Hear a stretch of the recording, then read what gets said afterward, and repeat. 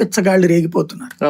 వీళ్ళు తమ ఇంట్లో ఇప్పుడు నిన్న వాడు ఎవడైతే డాక్టర్ యునాని డాక్టర్ ఉన్నాడు కదా, వాళ్ళ అమ్మా నాన్నలకి వీడి బిహేవియర్ లో తేడా 3 ఏళ్ల నుంచి కనిపెట్టారట. అనేక సార్లు ఏడిగిపోతున్నారు నువ్వు అని చెప్పి దబాయించి తిట్టారట. తిడితే ఏం లేదు, నేను భారతదేశంలో గొప్ప మెడిసిన్ లాంటిది కనుక్కుంటున్నాను, అది నేను సృష్టిస్తే చరిత్ర రికార్డులకి ఎక్కిపోతానని చెప్పాడు.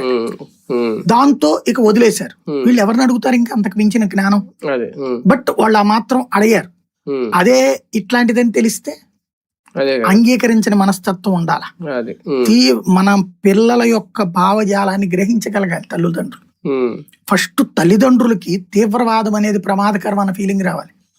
ముందు ఈ దేశంలో ఉన్న ప్రతి ముస్లిం కుటుంబం గుర్తుపెట్టుకోవాల్సింది ఏంటంటే, మొదట భారతీయులు, ఆ తర్వాత నువ్వు ముస్లిం. మనమందరం కూడా మొదట భారతీయులు, ఆ తర్వాత హిందువా బౌద్ధుడా క్రైస్తుడా అనేటటువంటి దేశం అనేటటువంటిది నీకు నీడనిచ్చింది. ప్రపంచంలో అత్యధిక ముస్లింలు జీవించేటటువంటి దేశం మందే.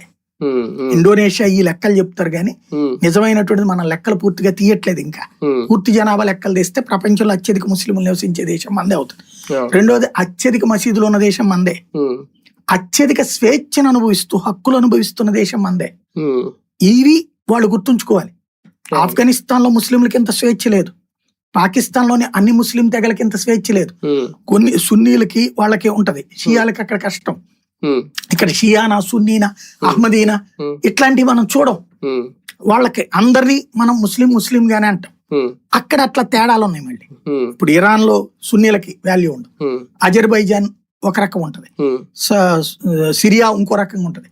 అక్కడ ముస్లింల్లోనే తెగల్లో తేడాలు ఉన్నాయి. కానీ ఏ తేడా లేకుండా ముస్లింలకి సగర్వంగా బ్రతికేలా జీవనం కల్పిస్తున్నది ఇండియా. పూర్తి స్వేచ్ఛను కల్పిస్తున్నది. ఇలాంటి ఈ వ్యవస్థను మీరు